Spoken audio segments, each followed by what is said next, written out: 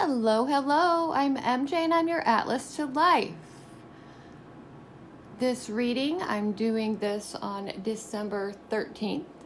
Now, this is going to be your holiday forecast for the twin flames. This pile here will be our divine masculine, and this pile over here is the divine feminine. And we know this goes back and forth. But when I did this reading, I split up all of the major arcana from my three main decks that I use, because the people who are twin flames in the world today, they are moving through these stages, and they together, make a whole, like all 22, of the major arcana cards. And I thought this would be a fun little way to divvy it up, and I just randomly pulled 11 cards for each flame. So this is going to tell you what to expect during the holiday season. So Christmas, and then as we're moving, of this judgment year, and as we're moving into 2021. Enjoy. See what we've got going on. Okay, so first we have the Tower card, and that's for the divine masculine. So they're coming to some climaxes in their life, and they're realizing some things that they are not going to take with them to the new year. This would be a good time for them to get this card, because I feel like they're making some New Year's resolutions. They're not going to let the same disastrous stuff happen to them. And it's really because they're getting the third eye communication with their twin, basically. And they want to free themselves from feeling broken in unnecessary ways, because I feel like the divine feminine may be showing them that they can be stronger in many areas of their life, because she's done that work and it's not so hard for her. Okay, let's see what she gets here. Now she gets the Sun. So yes, the divine feminine, on the other hand, she has been celebrating in the midst of all of these changes that are going on in the world, and many people are suffering from poverty and just changes in general that are screwing up our routine and our life plans and all of these things. Well, she went the other way with it. For the divine masculine, it brought them to a breaking point where they decided that they ultimately, no matter what, were going to change some things about their life. And if it wasn't for COVID and all of the craziness in the world being totally, ripped out from underneath us, all the securities that we had, then that might not have occurred for the divine masculine. But this feminine went the other way with it. She took advantage, to the full advantage, these life lessons. I kind of feel like maybe this was a person who has suffered some in the past and been through some really tough things, even before this year of who knows what. We don't even know how to describe this year. It's just off the charts. All right, so I would like to say that the divine feminine is maintaining a sense of stability amongst all of these changes, and it's not breaking her. In fact, maybe she's getting, I say she because it's divine feminine. Maybe the divine feminine is getting some type of, in a strange way, stability or contentment out of realizing that she can exist no matter what happens in the world around her.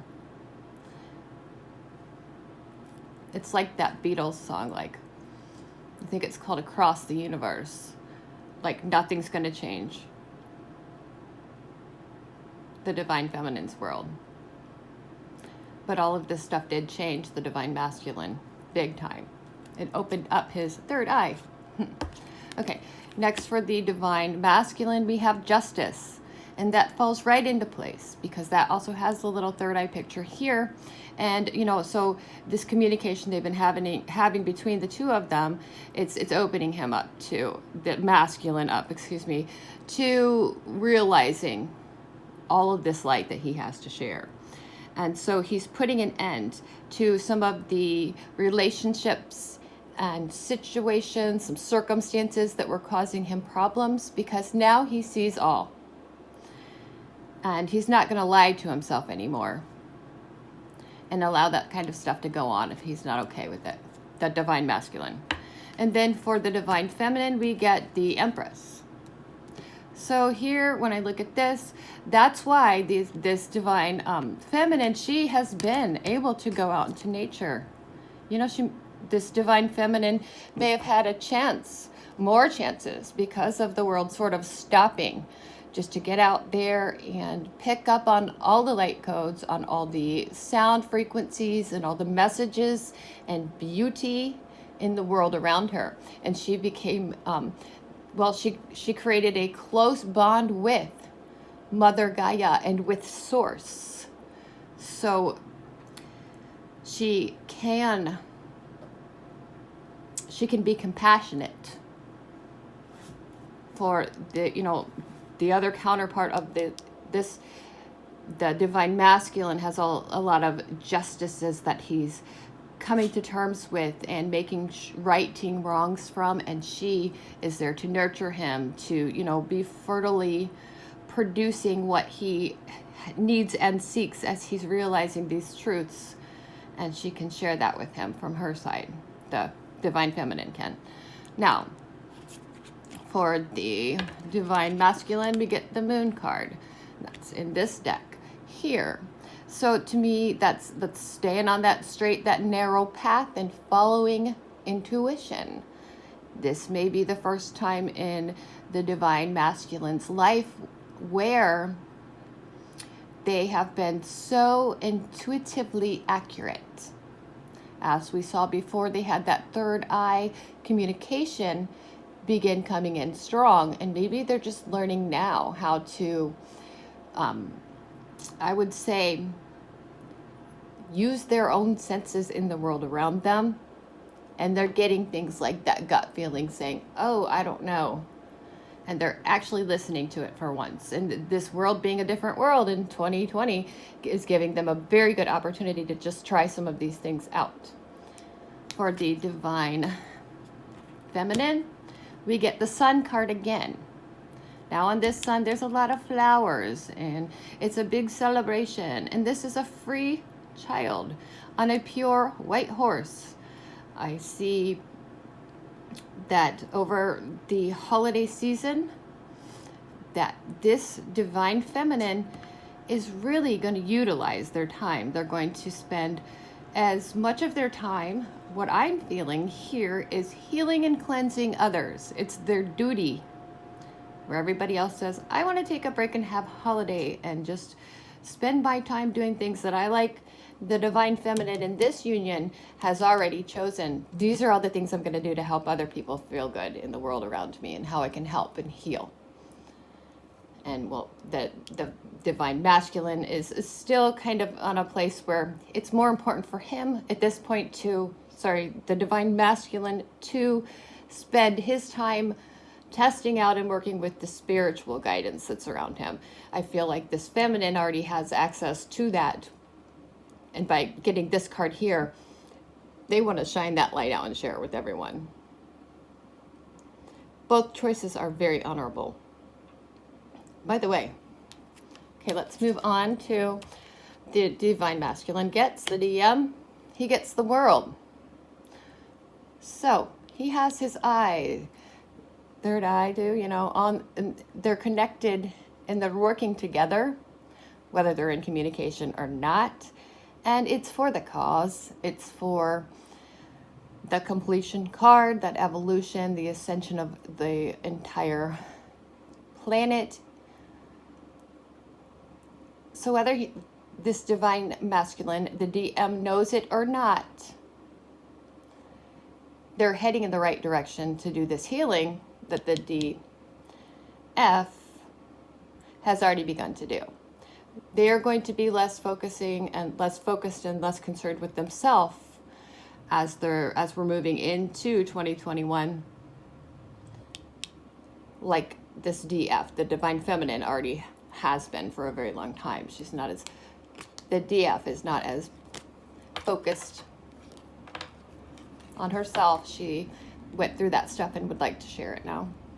But with the DM moving into this place where he's learning about all the ways where he can help heal and be complete and live in that full oneness with everything, is going to stick the divine feminine in a spot where she really needs to just hang on a little bit and quit progressing so much on her own for the time being. This DF could potentially be way ahead of the game, and she's going to stick around about right where she's at right now until the DM, the divine masculine, can catch up. Next, we have the Lover's card. So that's another thing that's being opened up to and shown from the universe to the divine masculine. He's starting to realize that, let's just say the union and the partnership may be a little bit more important than the divine masculine had been considering in the past. Guidance, that's Gabriel there. Here we have lust for the divine feminine as a counterpart to the Lovers. And so the lust card in this deck and for the divine feminine, it shows me that for a very long amount of time, this divine feminine has sort of put that type of relationship or reunion to the wayside. They've been working on themselves. And I think that as we're moving into the new year, that this is going to be something that comes back up for them. They're going to start feeling all those feelings that they've been sort of keeping back and hiding over the years, because they were waiting for their divine counterpart all that time. And I can't say for sure that this would mean that they are going to be getting together in any way, but this is number 11. So it's kind of like that Justice card, but it's the divine feminine's turn to actually get to experience that type of feeling good feelings again. And it's the same direction that the divine masculine is going into. So let's see where that heads. Let's see, we get the Priestess card over here. It's like, oh, there's a gracious influence coming in and guiding the divine masculine there. And then we have the Emperor for the divine feminine. So let's just say that this divine feminine, and I've heard many other people saying very similar things in the year 2021, that's how this feminine, aspect in this twin relationship, they're coming in strong. How would you say that? They're doing the structure and the keeping the order, and they're the authoritative one. And then you could think of the Priestess for the divine masculine. Now it's spiritual. So that's the Emperor is that father figure. Think of that red and that orange and that yellow, which that actually goes well with the lust card below that. That's would be bringing them in, and that so they're grounded. They're keeping that order and that structure. Whereas this one, look at the colors on here. That's that higher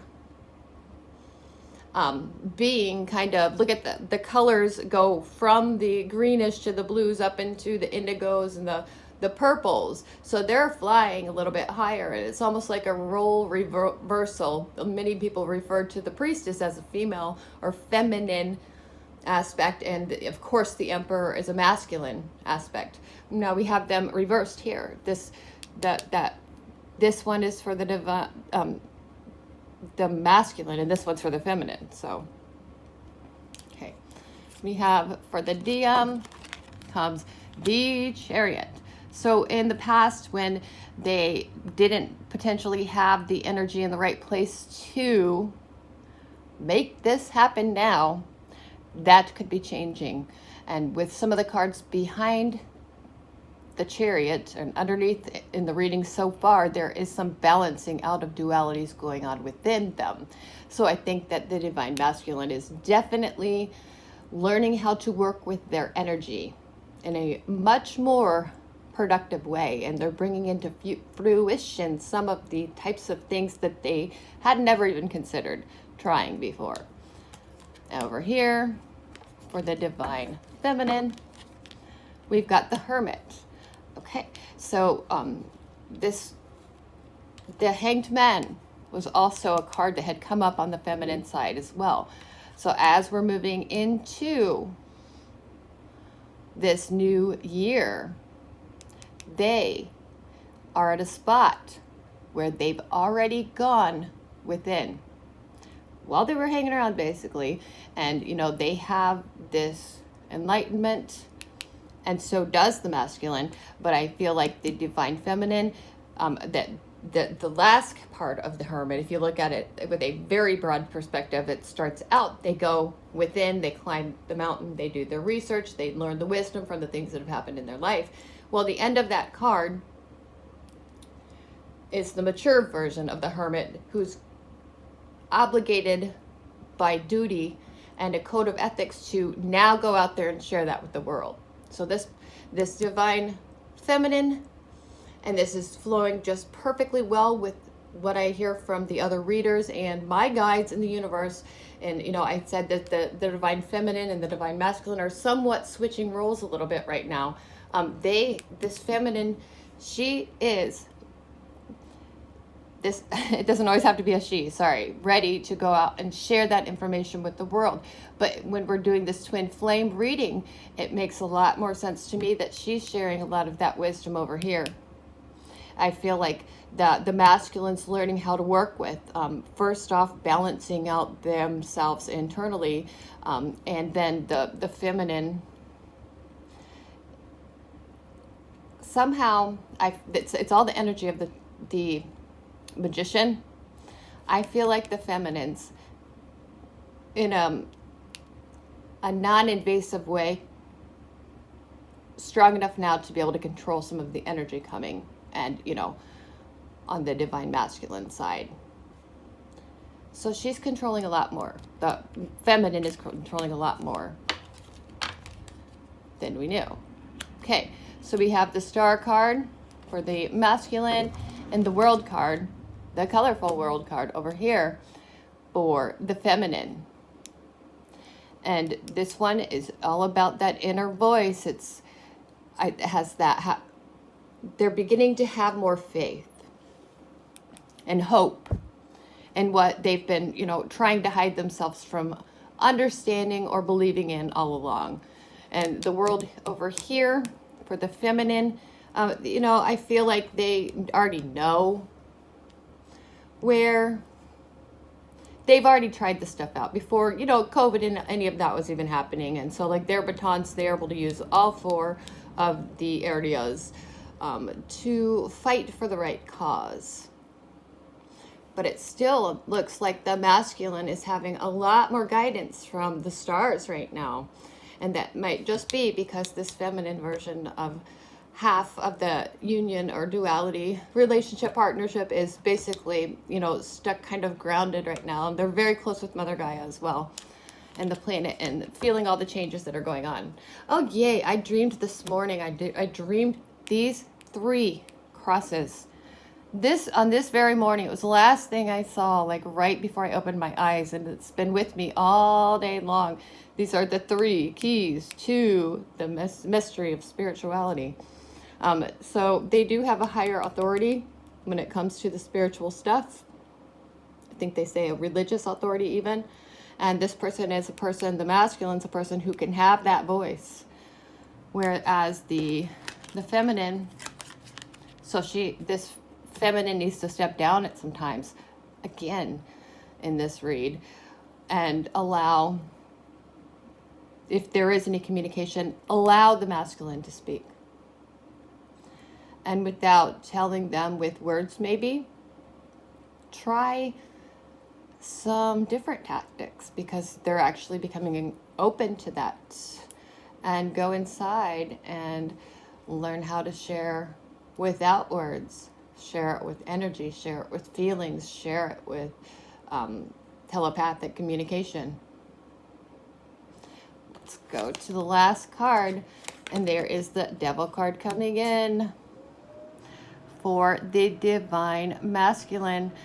And I feel they're still being tempted. They need the strength. from that feminine. It's why the feminine, she is taking on the masculine role so much in this reading. They still need to be controlled, but let them toy with that. Let them play with it a little bit more. And then once again, temper it, just be patient, because it truly is coming. This emotional cleansing, and they're on their way. Joining in with the others. Their DNA is changing too. I think it's a beautiful read. It's true read. It's a real read. Sorry about the neighbor's loud vehicle outside. That's something that I cannot control. But I honestly feel like when there's certain noises and things going on in the background, I kind of think that what is coming out in the words that I'm saying always make a lot more sense to me later on. I don't know if I get a little, distracted, and then, the good stuff actually comes out, or what. Well, happy holidays, twins. I hope it's wonderful for you all. Thank you so much for watching. If you'd like a personalized reading, it's em3dj3@gmail.com. Peace. I'm out. Namaste.